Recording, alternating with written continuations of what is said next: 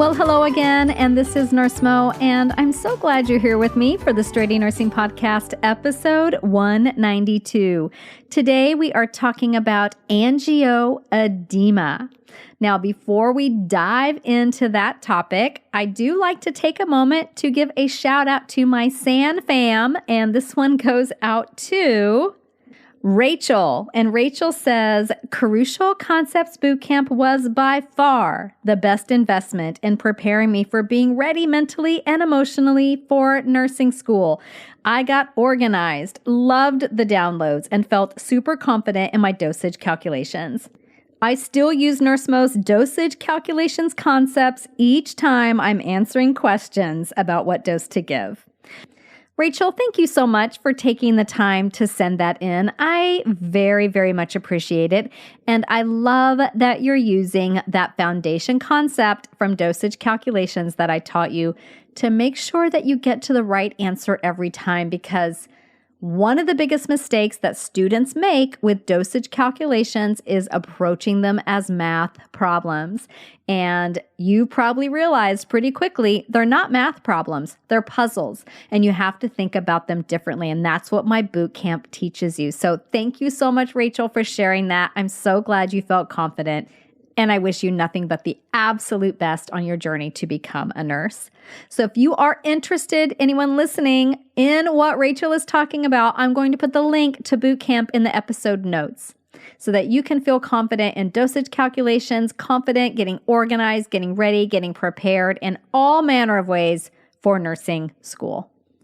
So today we are talking about angioedema, and honestly, this is another one to add to your scary things that can happen to your patients list.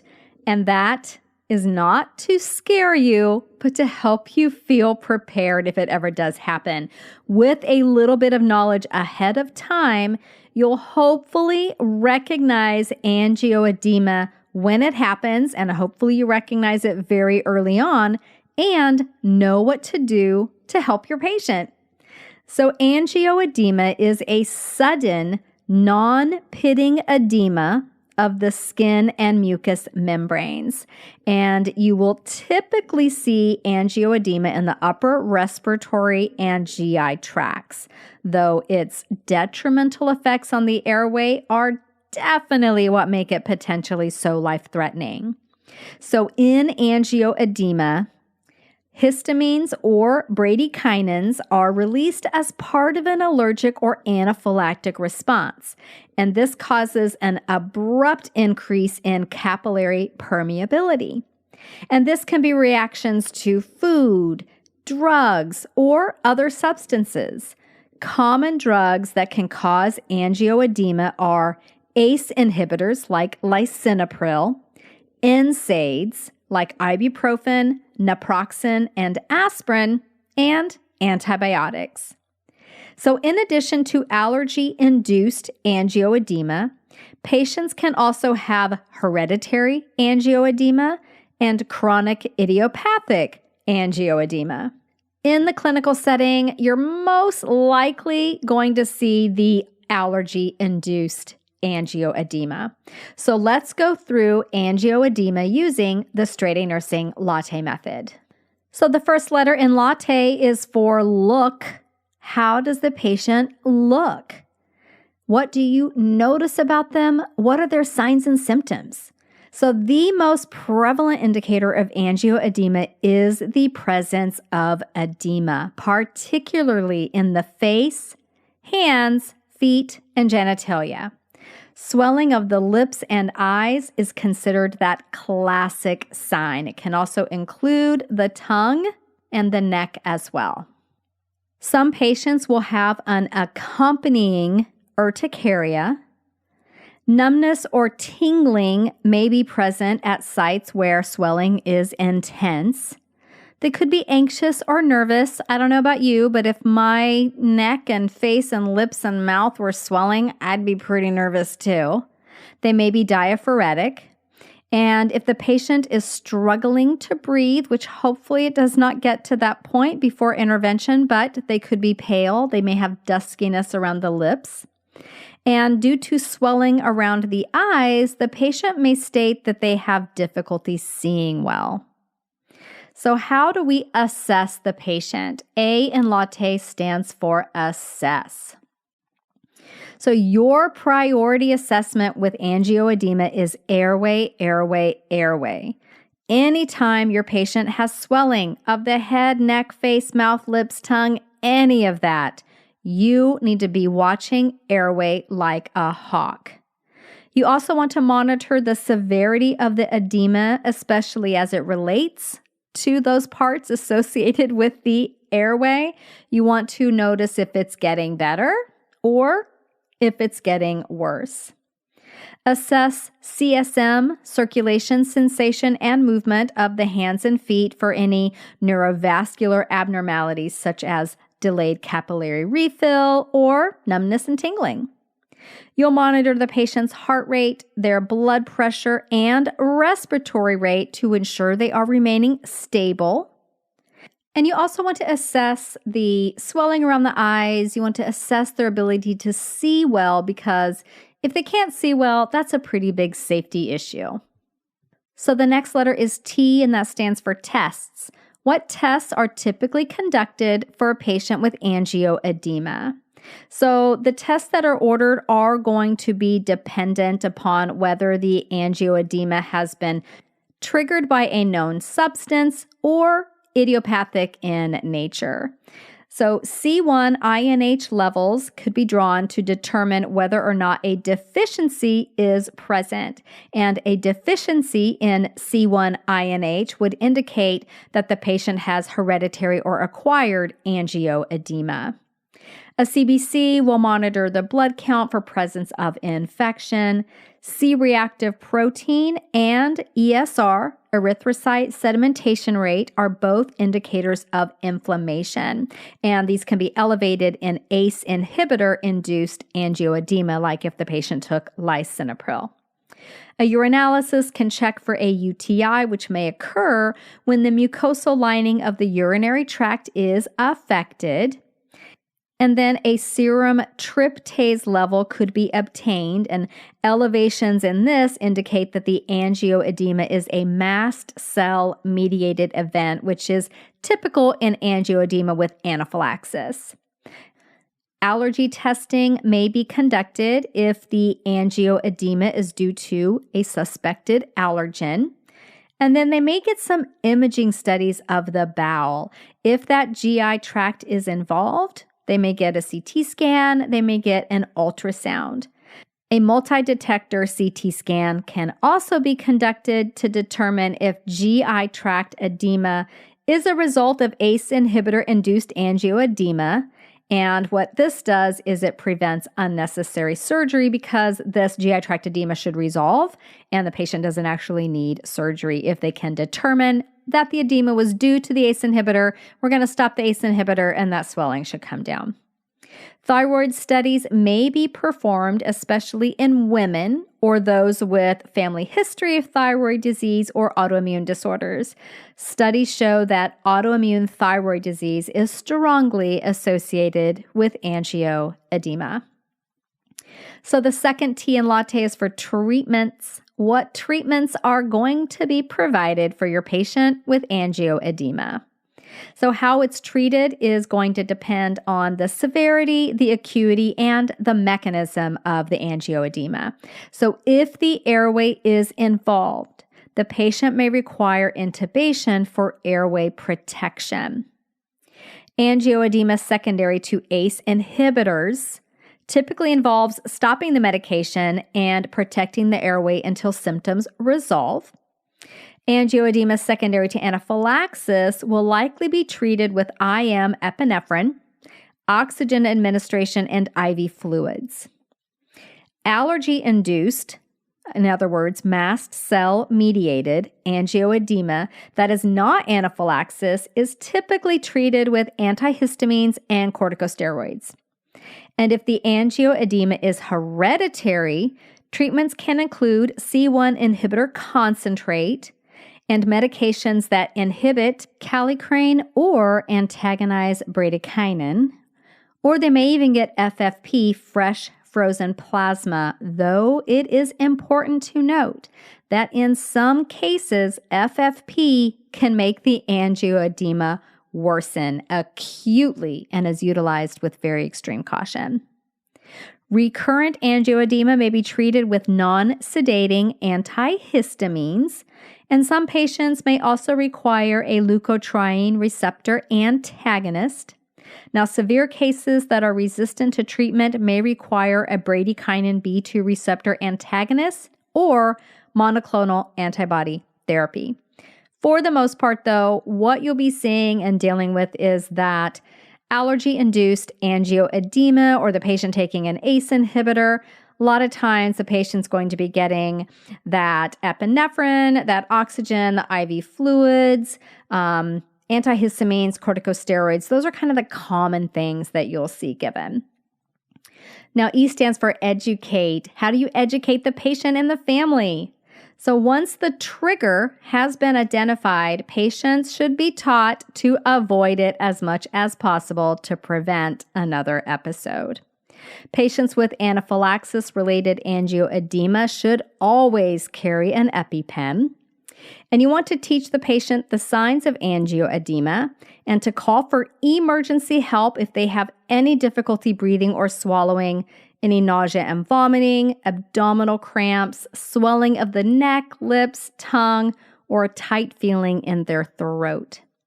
If a diagnosis of hereditary angioedema is made, they need to continue to follow up and check their C1-INH levels regularly to prevent another episode. So let's do a quick summary of the must-know information for angioedema, and then we'll do a little bit of pod quizzing.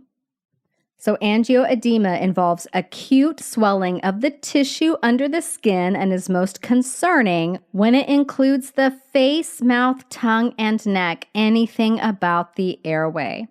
The priority assessment is airway patency. The priority intervention is airway patency, and intubation may be necessary. Common pharmacologic treatments include epinephrine, corticosteroids, and antihistamines. Angioedema can be hereditary, idiopathic, due to an allergy, or drug-mediated. Common drugs that cause angioedema include ACE inhibitors, antibiotics, and NSAIDs. So now let's do a little bit of pod quiz questions. And if you're new to these, I think you're going to love them. Most people really love them. I'm going to ask a question, pause for a little bit to give you time to answer, and then I'll tell you the answer. So go ahead and say the answer out loud. It's okay if people look at you funny. You're learning. So if you like pod quizzing, I have a whole podcast dedicated to pod quizzes, and it's called Study Sesh. And I'm going to put the link in the episode notes to that so you can get your hands on it. So let's begin. This first question is a fill in the blank. So in angioedema, blank or blank are released as part of an allergic or anaphylactic response. In angioedema, blank or blank are released as part of an allergic or anaphylactic response. Histamines or bradykinins. Very, very good. And this causes an abrupt increase in capillary what? Capillary permeability. Very good. Some common drugs that cause angioedema are three. I gave you three like general types. What are they?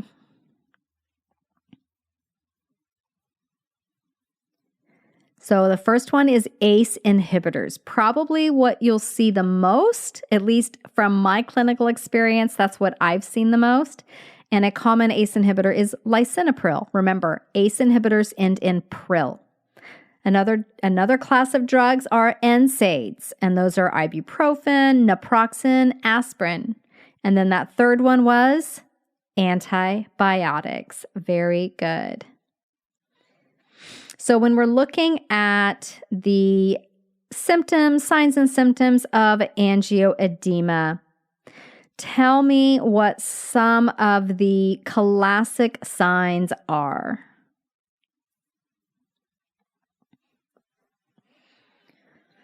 So the very classic signs are swelling of the lips and eyes, can also be any part of the face, the neck, the tongue, feet, hands, and genitalia. Some patients will have urticaria with that. What can happen to sites with extreme swelling? And I'll give you a hint. This would be a neurovascular symptom. Numbness and tingling, very good. And then if the patient is struggling to breathe, what might you notice about their lips? The lip color could be a bit dusky, very good. Hopefully the patient doesn't get to that point. What is your number one priority assessment for a patient with angioedema? Hopefully you said airway, airway, and airway. Very good. And what is your priority intervention with angioedema? Hopefully you said maintain airway patency. And what may need to be done for the patient to maintain airway patency? They may need to be intubated. Very, very good. A deficiency in this indicates that hereditary or acquired angioedema is present.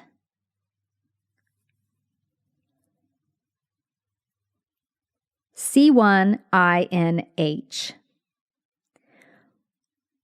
What kind of lab test would be elevated in ACE inhibitor-induced angioedema?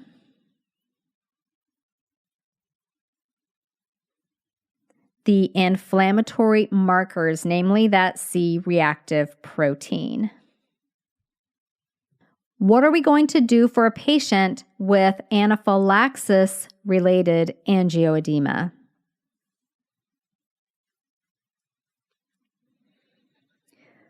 Generally, that's IM epinephrine, oxygen, and IV fluids. There may be some corticosteroids involved as well, and maybe antihistamines. The antihistamines and corticosteroids are definitely going to be coming into play with the allergy-induced angioedema. That is not an anaphylactic reaction, so it's a milder reaction. Why are we going to use fresh frozen plasma with caution in these patients? Because it could cause the angioedema to worsen acutely. What type of antihistamines could be used with recurrent angioedema?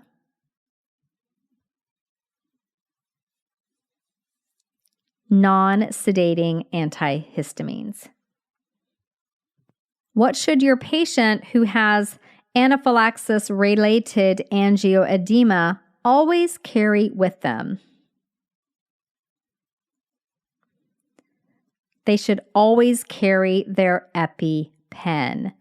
Very, very good. Okay, so that was a little bit of a pod quiz, you guys. And if you like that and you like how it makes you think and recall information, then you want to check out Study Sesh. It is a podcast completely dedicated to pod quizzing. We also do some drills. We also do case studies, and we have some power hour sessions where I go deep into a foundation concept. So I'm going to put the link to Study Sesh in the episode notes so that you can check it out. And then if you are listening to this episode as it comes out, we are getting to the end of 2021. Holy cow, we made it, everybody. So I want to wish you a very happy new year. And let you know that boot camp is still on sale, and it will be until January 10th. You can get boot camp at any time, but I do like to run sales a few times a year. So you're in one of those sale periods right now. So in the episode notes, I will put a link to boot camp. If you're a new student or a student who really struggled in first semester and you need those foundation concepts, you need that total reset, you need to learn all these foundation skills and how to be organized and how to study and take tests and all kinds of things, then you need to check out boot camp. I'm going to put the link to that in the episode notes as well. It's 20% off right now with some really cool free bonuses. So I will be seeing you all in the new year. And our first topic on the podcast of 2022 is going to be about maximizing your learning style for nursing school. But here's a little bit of a spoiler alert. You will be using probably all learning styles in nursing school. So we're going to talk about how to play into each one for maximum nursing school success. So I will see you back here in a few days. Bye for now. This podcast is brought to you by Straight A Nursing.